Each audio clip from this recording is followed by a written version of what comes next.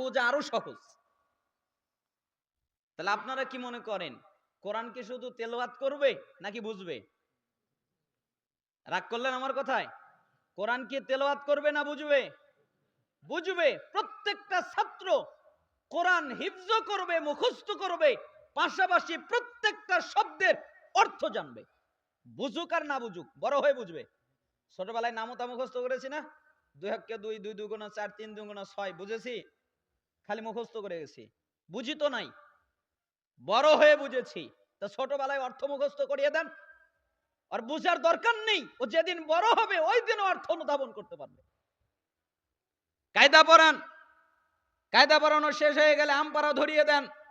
আমপারায় প্রত্যেকটা সূরা মস্ক করে ভালো করে পড়ান। তারপরে ওই সূরাটার অর্থ শিখান। তারপরে দ্বিতীয় সূরায় যান, ওটা ভালো করে মস্ক করে পড়ান।